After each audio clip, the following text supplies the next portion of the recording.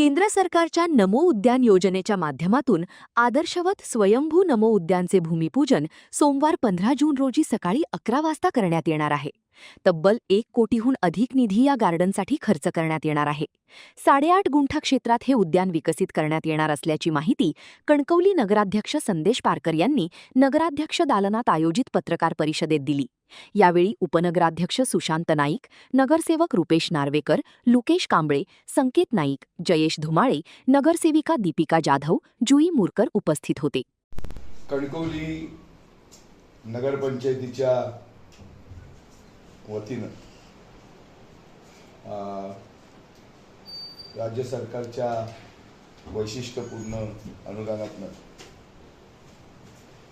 नमो उद्यान या शहरामध्ये जवळजवळ 1 कोटी रुपये खर्च या श्री उद्यानावर त्या ठिकाणी येणार आहे. खरं तरी नमो उद्यान म्हणून ही स्कीम योजना जरी जाहीर झालेली असली तरी या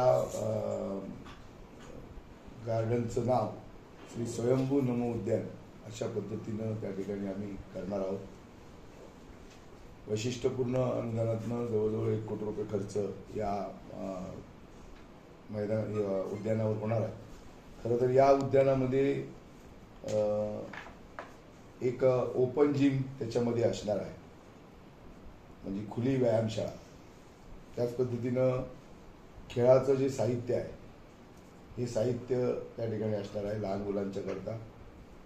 त्याचबरोबर एक छोटं एक स्टेज, एक व्यासपीठ हे सुद्धा त्या उद्यानामध्ये असणार आहे.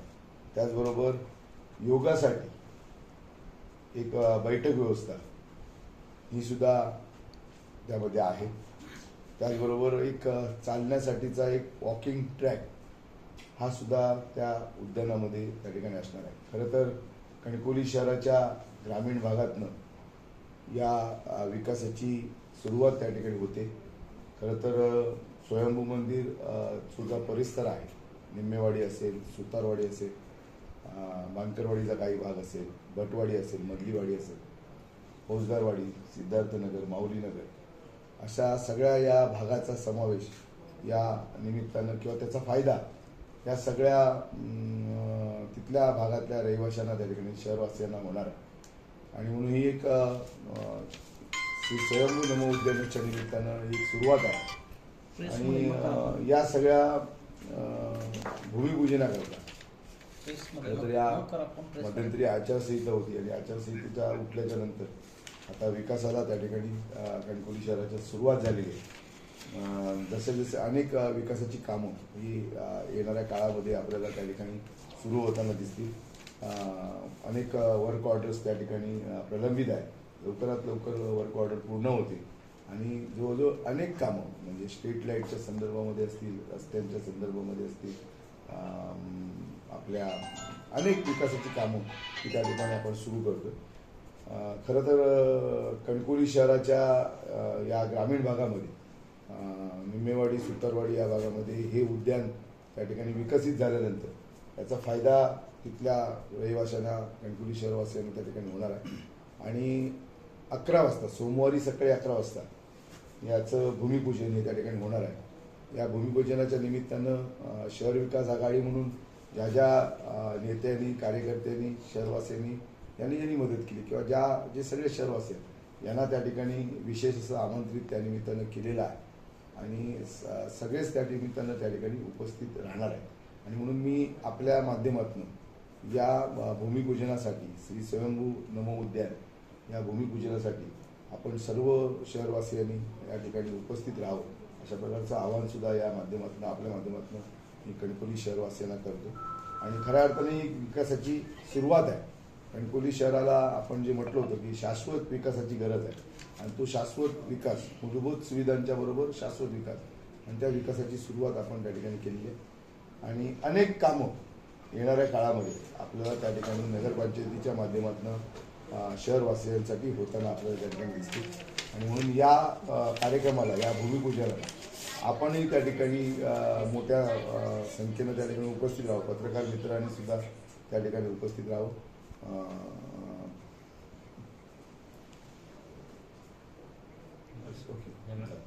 या कणकवली शहरामध्ये जे खुलं क्षेत्र आहे, या खुल्या क्षेत्रामध्ये जवळजवळ 8.5 गुंठे एवढी जागा ही त्या उद्यानासाठी आहे. श्री स्वयंभू नमो उद्यानासाठी 8.5 गुंठे जागा आहे. आणि या 8.5 गुंठे जागामध्ये हे उद्यान आम्ही त्या ठिकाणी विकसित त्या ठिकाणी करणार आहोत की जेणेकरून त्या भागातल्या नागरिकांना, रहिवाशांना, ग्रामीण भागातल्या लोकांना याचा फायदा त्या ठिकाणी होईल.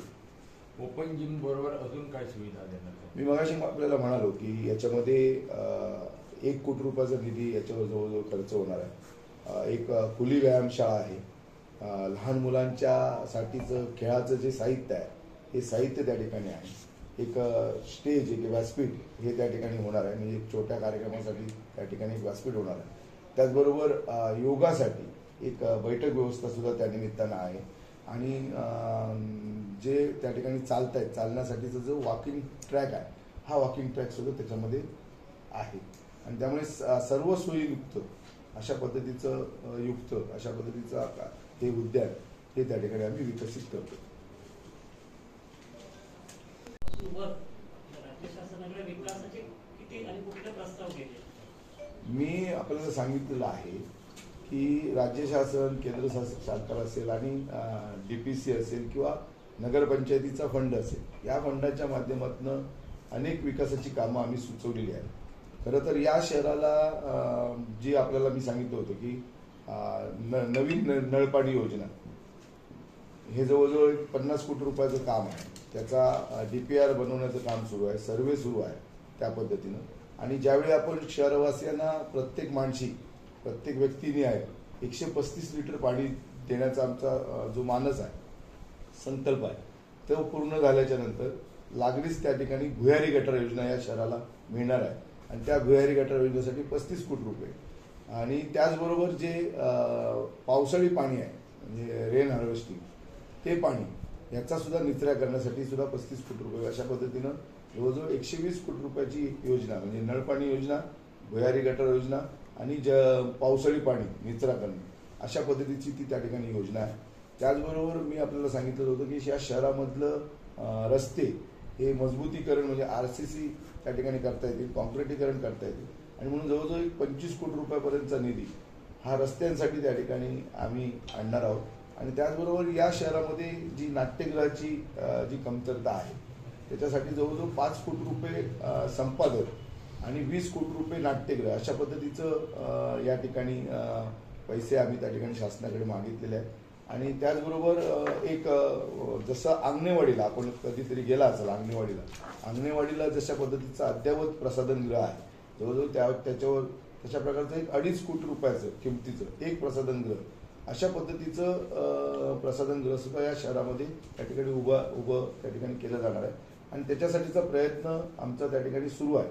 पण त्याचबरोबर आपण या शहरामध्ये क्रीडांगणासाठी जवळजवळ 200 ते 250 गुंठे जागा म्हणजे पहिल्या टप्प्यामध्ये आम्ही जवळजवळ 250 गुंठे जागा त्या ठिकाणी संपादित करत आहोत. 250 गुंठे जागेची संपादनाचा मोबदला हा सुद्धा त्या ठिकाणी जमा झालेला आहे. जवळजवळ 4 कोटी रुपये हे त्या ठिकाणी जमा झालेले आहेत. लवकरच त्याची मोजणी होईल आणि त्या जमिनीचा ताबा हा नगरपालिकेला त्या ठिकाणी मिळेल आणि खऱ्या अर्थानं या शहरामधलं क्रीडांगण त्या ठिकाणी पूर्णत्वास येणार आहे. खरं तर त्याच पद्धतीनं अग्निशमन केंद्र सुद्धा ही सुद्धा जागा नगरपालिकेच्या मालकीची आहे. त्या जागेमध्ये सुद्धा निधीची उपलब्धता किंवा तशा प्रकारचा प्रस्ताव नगरपालिकेकडे आहे. तो प्रस्ताव सुद्धा त्या ठिकाणी लवकरात लवकर म्हणजे पाठवून त्याच्यासाठी निधी आणून ते सुद्धा कणकवली शहराचं एक अद्ययावत अग्निशमन केंद्र हे सुद्धा आम्ही शहरामध्ये त्या ठिकाणी उभं करणार आहोत. त्याचबरोबर आपल्याकडे 2 जी आरक्षणातली भाजी मार्केट्स आहेत. एक भाजी मार्केट जे काही नियमांची पूर्तता करणं, जी कायदेशीर पूर्तता आहे ती पूर्तता करण्याच्या प्रक्रियेमध्ये आहे. वास्तू बांधून पूर्ण आहे, ती सगळी पूर्णता झाल्यानंतर ते सुद्धा एक दालन कणकवली शहराच्या भाजी मार्केट करता त्या ठिकाणी मिळेल. त्याचबरोबर कणकवली शहराचं जे जुनं भाजी मार्केट आहे हे जुनं भाजी मार्केट त्याचे डिमॉलिश करून त्या ठिकाणची जागा, सरकारी जागा त्या ठिकाणी संपादित करून आणि आरक्षित असलेली जागा परत संपादित करून त्या ठिकाणी सुद्धा एक भव्य व्यापारी संकुल हे त्या ठिकाणी आम्ही बांधणार आहोत. तो सुद्धा प्रस्ताव त्या ठिकाणी पाठवलेला आहे. लवकरात लवकर सरकारची जी शासकीय जमीन आहे ती नगरपालिकेच्या ताब्यात मिळाल्याच्या नंतर त्या ठिकाणी एक चांगलं एक सुंदर असं व्यापारी संकुल हे त्या ठिकाणी उभं केलं जाईल. त्याचबरोबर कणकवली शहरामध्ये एक गार्डन जी एक नवी गार्डनची जागा त्या ठिकाणी आहे.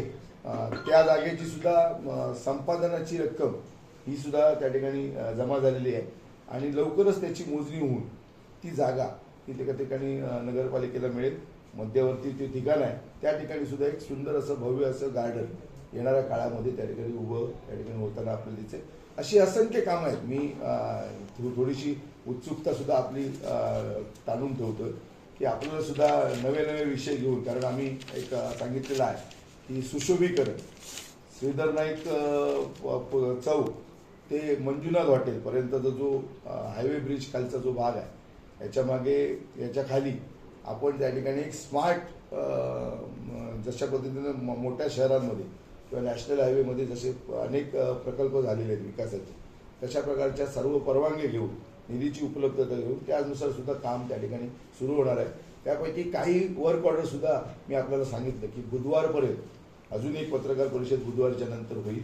आम्ही काय नेमकं या शहरामध्ये करतो, लाईट व्यवस्थेमध्ये काय करतोय, पाण्यामध्ये काय करतोय, रस्त्यांमध्ये त्या ठिकाणी काय करतोय, भाजी मार्केटच्या संदर्भामध्ये काय करतोय, ब्रिजच्या खाली काय करतोय, सगळ्या बाबतची भूमिका ही लवकरच त्या ठिकाणी आपल्यासमोर पुन्हा एकदा त्या ठिकाणी मी सगळ्या कागदपत्रांची पूर्तता झाली, सगळ्या वर्क ऑर्डर्स पूर्ण झाल्यानंतर त्या ठिकाणी प्रत्यक्ष जेव्हा कामाचं भूमिपूजन आम्ही करणार आहोत त्यावेळी सुद्धा त्या ठिकाणी आपल्याला नेमकं नगरपालिकेनं येत्या 6 महिन्यामध्ये काय अचीव केलं आहे, काय त्या ठिकाणी नियोजन केलेलं आहे आणि कशा पद्धतीनं आपण कार्यरत आहोत हे त्या ठिकाणी आम्ही आपल्याला सांगू.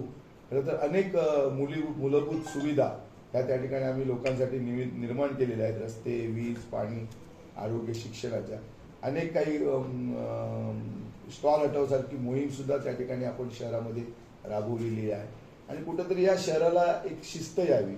या शहरातल्या वाहतूक कोंडी आहे, अनेक ठिकाणी त्या ठिकाणी गर्दी होते, अनेक ठिकाणी नियमांचं उल्लंघन होतं आणि कुठंतरी हे शहर एक आपली जबाबदारी, एक आपलं शहर, एक स्वाभिमानी शहर, एक स्वच्छ कणकवली, सुंदर कणकवली ही व्हावी. आणि प्रत्येक क्षेत्रामध्ये आता आम्ही बोलत असताना आता प्लास्टिक बंदीचा सुद्धा आपण त्या ठिकाणी निर्णय करतोय. कापडे पिशव्या सुद्धा नगरपालिकेच्या मार्फत दिल्या जातील, वेंडिंग मशीन पण शहरामध्ये उभारल्या जातील, व्यापारी संघटना सुद्धा काही ठिकाणी आपल्याला त्या ठिकाणी मदत करते. म्हणजे अशा अनेक गोष्टी आहेत की ज्याच्यामध्ये नगरपालिका वेगवेगळं काम, कारण सगळी नगरपालिका जागरूक आहे.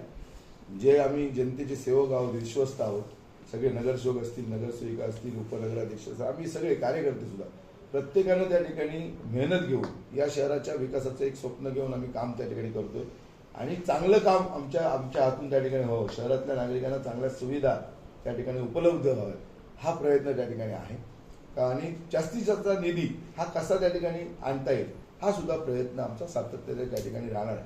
पण त्याचबरोबर एक चांगलं प्रशासन म्हणून नगरपालिकेचं त्या ठिकाणी आम्ही काम करतोय. प्रशासनानं सुद्धा आपल्या त्या ठिकाणी त्याच पद्धतीनं लोकप्रतिनिधी आणि प्रशासन म्हणून एक समन्वय म्हणून आम्ही या शहरामध्ये चांगल्या पद्धतीने त्या काम करतो. भाई, आता जो तुम्ही मुद्दा सांगितला नळ योजनेचा, त्याच अनुषंगाने भाजपाच्या नगरसेवकांची आज पत्रकार परिषद झाली आणि सत्ताधाऱ्यांनी संदेश वारकर आणि उपनगराध्यक्षांनी भ्रष्टाचाराचा नारळ हात फोडला. DPR साठी 22 कोटीची तरतूद केलेली असताना सुद्धा नळ योजनेच्या पुन्हा DPR करून नगरपंचायतच्या आणि जनतेचा पैसा वाया घालवला जात असल्याचा आरोप थेट तुमच्यावर केलाय. मी एक काम करा, थांबा. काय होतंय, मी ज्या पत्रकार परिषद मी कोणाची ऐकलेली नाही आणि त्यासुद्धा त्या दिवशी सुद्धा अशीच घाई झाली. आमच्या उपनगराध्यक्षांनी तिथे कुठेतरी पत्रकार परिषद घेतली, तुम्ही मला इथे येऊन प्रश्न विचारा. मी त्यांची पत्रकार परिषद ऐकलेली सुद्धा नव्हती. मला जे कोण विरोधी पक्षनेते असतील, कोण नगरसेवक असतील किंवा कोण त्या ठिकाणी आमच्यावर टीका करत आहे किंवा आमच्यावर पत्रकार परिषद घेते किंवा आपली भूमिका मांडते, ती पूर्ण भूमिका मी पहिली ऐकून घेईन आणि मग त्याच्यावर मला तुम्ही म्हणजे उत्तर जे काय योग्य उत्तर आहे ते त्या ठिकाणी मी आपल्याला देईन. कणकवली शहरातील फ्लायओव्हर ब्रिज खालील अतिक्रमण हटाव मोहीम मुख्य अधिकाऱ्यांच्या नेतृत्वाखाली झाली. यापूर्वी तुम्ही जाहीर केलेलं होतं की सुशोभीकरण करणार, मात्र फळ फुलं भाजी विक्रेत्यांना सोडून अन्य दुकानदारांना तिथे जागा उपलब्ध होणार नाही. असं असताना सुद्धा अद्याप काही दुकानं ही तिथे ठाण मांडून आहेत. काही ठिकाणी गैरप्रकार सुद्धा समोर आले. तर या संदर्भात नगरपंचायत ठोस भूमिका केव्हा घेणार आहे? तुमच्या माहितीसाठी सांगतो, नगरपालिकेचीच भूमिका होती. स्वच्छ कणकोली सुंदर कणकोलीचा नारा हा आम्ही नगरपालिकेच्या वतीनं दिलेला होता आणि शेवटी काम हे प्रशासनच करत असतं आणि प्रशासनाची ती जबाबदारी आहे. त्या पद्धतीनं सगळ्या मोहीम झाल्या. ज्या ठिकाणी काही काही प्रकार चुकीचे उघडकीस पण आले, त्याच्यावर सुद्धा त्या ठिकाणी आपला निर्णय आहे. आणि हे सगळं करत असताना की ज्या स्टॉलधारकांना हटवण्यात आलं, ज्या भाजी विक्रेते असतील, फुलं विक्रेते असतील, यांच्यासाठी सुद्धा पर्याय हा शोधण्याचा प्रयत्न हा नगरपालिकेचा सुद्धा त्या ठिकाणी सुरू आहे. कुठंतरी शहराला एक शिस्त यावी. व्यापार व्यवसायाचं एक महत्त्वाचं केंद्र कणकोली शहर आहे. त्या सगळ्या व्यापाऱ्यांना, व्यावसायिकांना आम्ही त्या ठिकाणी जगवणारच आहोत. त्यांची जबाबदारीसुद्धा आम्ही घेणार आहोत. पण तशा पद्धतीचे आमचे 4 प्रयत्न आहेत. मी त्याच्यामध्ये व्यापारी संकुलाच्या माध्यमातून मी पुन्हा एकदा आपल्याला सांगतो, एक प्रयत्न आमचा जो आहे, जो हायवेवरचं आमचं जे जुनं भाजी मार्केट आहे, तिथं आम्ही तो भाग विकसित करून एक व्यापारी संकुल उभं करणार आहोत. दुसरं जे आमचं भाजी मार्केट आरक्षण आहे DP रोडचं, त्या DP रोडचं आरक्षण पूर्णत्वास त्या ठिकाणी आलेलं आहे. काही नियमांची पूर्तता त्या ठिकाणी करून तेही सुरू होईल. आणि दुसरी एक पर्यायी जागा त्या दिवशी परिवहन मंत्री या राज्याचे आलेले होते, प्रताप सरनाईक साहेब, यांनासुद्धा त्या ठिकाणी कणकोली शहराचं बस स्टँड त्या ठिकाणी आपण सुशोभीकरण करावं, तिथंसुद्धा व्यापारी संकुल करावं. आणि जी पेट्रोल पंप ते गव्हाणकर याच्यापर्यंतची मधली जागा आहे, ती जर जागा त्या ठिकाणी नगरपालिकेला भाडे तत्त्वावर दिलीत किंवा त्यांनी स्वतःहून त्या ठिकाणी डेव्हलप करून जर व्यापारी मार्केट जर त्या ठिकाणी उभं केलं, तर माझ्या शहरातल्या सगळ्यांना त्या ठिकाणी एक पर्याय त्या ठिकाणी एक भाजी मार्केटचा उपलब्ध होऊ शकेल आणि त्या ठिकाणी व्यवसाय होऊ शकतो. अशा प्रकारच्या त्या जागा आहेत. म्हणजे मी ज्या जागा सुचवतोय, जुनं भाजी मार्केट व्यापारी संकुल असेल, DP रोडचं भाजी मार्केट असेल किंवा जी ST विभागाची जी जागा आहे, या 2-3 जागामध्ये जर समजा भविष्यामध्ये जर अशा प्रकारचं व्यापारी संकुल उभं राहिलं, तर आज जी सगळी शहरामधली जी बकालपणा आहे, दुरावस्था आहे किंवा जी सगळी बेशिस्त आहे, त्याच्यावर कुठंतरी नियंत्रण येईल आणि चांगल्या पद्धतीचा व्यापार या शहरामध्ये प्रत्येक व्यावसायिकाला त्या ठिकाणी करता येईल. हा सुद्धा आमचा त्या ठिकाणी प्रयत्न आहे. भाई, तुमच्या संकल्पना खूप चांगला आहे. प्रश्न हा आहे की 8 दिवस झाले आता पूर्णतः उड्डाणपुलाखालील जे काही फळ फूल आणि भाजी विक्रेत्यांव्यतिरिक्त स्टॉल असतील म्हणा किंवा अन्य जे काही फूड स्टॉल असतील म्हणा किंवा क्लॉथ मार्केट असतील म्हणजे आणि जे काही व्यवसाय चालू आहे ते स्टॉल हटवण्यासंदर्भात आपण मोहीम सुरू केली. तुमचा सपोर्ट होता, त्याला प्रशासनाने कारवाई केली. 8 दिवसानंतर त्या मोहिमेला कोणी घातला? अगदी ST स्टँडपासून बघितलं तर नरडवे नाक्यापर्यंत, नरडवे नाक्यापासून बघितलं तर अगदी रेल्वे स्टेशनपर्यंत जे काय इलिगल स्टॉल आहेत फुटपाथवरती उभारलेले, ते सुद्धा हटवण्यासंदर्भात आपण ठाम भूमिका घेतली होती. परंतु ह्या मोहिमेला नेमका कोणी घातला आता? नाही, आजही नगरपालिकेची भूमिका, प्रशासनाची भूमिका ठाम आहे. स्टॉल हटवले जावेत ही भूमिका आमची स्पष्टपणे त्या ठिकाणी आहे. जे अनधिकृत आहेत आणि आम्ही त्याला प्राथमिकता दिलेली आहे. मी आपल्याला सातत्यानं सांगितलेलं आहे की या शहराचा आम्ही सर्वे गोळा करतो आहे, डाटा गोळा करतो आहे आणि असे काही रस्ते आहेत या शहरातले, जवळजवळ 14 रस्ते आहेत की त्या रस्त्यावर सातत्यानं बेशिस्तपणा, वाहतूक कोंडी, अशा पद्धतीचे अनधिकृत स्टॉल हे त्या ठिकाणी उभे आहेत. आणि मग त्याची आम्ही प्राथमिकता ठरवलेली आहे, कुठली प्राथमिकता पहिली घ्यावी. आणि मी आपल्याला आता हा प्रश्न आपण उपस्थित केल्यामुळे मी आपल्याला सांगतो, जवळजवळ 5 प्रकारची अतिक्रमणं आपल्या शहरामध्ये आहेत. एक प्रकरण जे आहे ते नगरपंचायत आणि नॅशनल हायवेची जागा आहे, जी श्रीधर नाईक ते मंजुनाथ याच्यामध्ये, या जागेमध्ये त्या ठिकाणी ही सगळा जो वावर आहे. दुसरा जो प्रकार आहे तो आहे ROW, नॅशनल हायवेचा जो ROW आहे, जो गडनदीपासून जालोलीपर्यंत येतो दुतर्फा, त्या ROW असलेली अनधिकृत बांधकामं, हा दुसरा भाग आहे. तिसरं, जो खाजगी जमिनीमध्ये झालेली अतिक्रमणं, तो अनधिकृत भाग. आणि अशा पद्धतीची जी सगळी अनधिकृत आहेत याचा आम्ही सगळा डाटा त्या ठिकाणी गोळा करणं आपलं काम त्या ठिकाणी सुरू आहे. ज्या पद्धतीनं आता आम्ही त्याच्यामध्ये प्राथमिकता ठरवली आहे. कुठलं पहिलं काम आहे, तर पहिलं काम आपण श्रीधर नाईक ते मंजुनाथ हॉटेल या ठिकाणचं पहिलं काम मी हातात घेतलं आहे.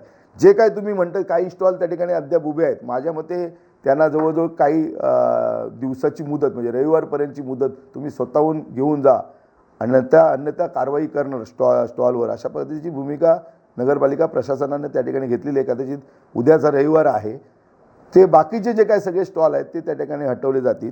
आणि त्याचबरोबर त्यांना एक पर्यायी फळ आणि भाजी याच्यासाठीची पर्यायी जागा एक 2 गाळ्याच्या मध्ये तात्पुरती स्वरूपाची ही त्या ठिकाणी देण्याचा एक प्रयत्न आहे. हा सुद्धा नगरपालिकेचा प्रयत्न आहे आणि त्याच्यावर सुद्धा त्या ठिकाणी निर्णय होणार. त्यामुळे कुठलीही स्टॉल हटव मोहीम थांबलेली नाही. अनधिकृत बांधकाम हटवण्याच्या संदर्भामध्ये कुठलीही भूमिका त्या ठिकाणी आमची म्हणजे कोणी खो घातलेला नाही. फक्त त्याला प्राथमिकता कुठली, त्याला असे म्हणजे त्याला प्राथमिकता दिलेली आहे. जो आज गरजेचं आहे, जिथं वाहतूक कोंडी होते, जिथं बेशिस्त आहे, जिथं अनधिकृत स्टॉल आहेत, अशा ठिकाणी कारवाई जी आहे ती त्या ठिकाणी होणार. त्याचबरोबर जे अनधिकृत स्टॉल्स आहेत त्यांच्यावर आज समजा नगरपालिकेला फक्त 20 रुपये देऊन त्या ठिकाणी जो टॅक्स असतो तो देऊन त्या ठिकाणी काम केलं जातं. पण म्हणून अनधिकृत असेल तर ते अनधिकृत ठरवून त्याच्यावर जो दुप्पट तिप्पटचा चार्ज आहे नगरपालिकेच्या उत्पन्नामध्ये सुद्धा त्या ठिकाणी वाढ केली जाईल. पहिलं त्याच्यामध्ये रोल आहे की अनधिकृत बांधकाम हे हटवलं गेलं पाहिजे, हे महत्त्वाचं आहे. आणि जर समजा त्याच्यामध्ये हटवलं गेलं जात नसती तर तो जो काळ आहे किंवा ज्या दिवसापासून तो वापरतोय जो माणूस त्याच्यावर त्या ठिकाणी टॅक्ससुद्धा त्या पद्धतीनं जो अनधिकृतचा असेल तो सुद्धा लावण्याचा आमचा प्रयत्न आहे.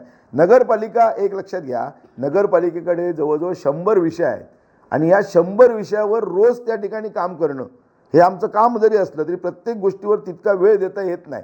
पण आम्ही एक भूमिका स्पष्टपणे ठरवलेली आहे की अनधिकृत जी बांधकामं आहेत किंवा ज्याचा गैरप्रकार जो झालेले आहेत या गैरप्रकाराचा आपण शोध घेतलेला होता. मी आपल्याला सांगतो, नगरपालिकेच्या निवडणुकीच्या दरम्यान मी सांगितलं होतं जवळजवळ 9 ते 14 लाख 9 का 12 लाखाचा हप्ता हा त्या ठिकाणी घेतला जातो, हा सांगितलेलं होतं. आणि कालच्या स्टॉल हटाव मोहीममध्ये हे उघड झालेलं आहे.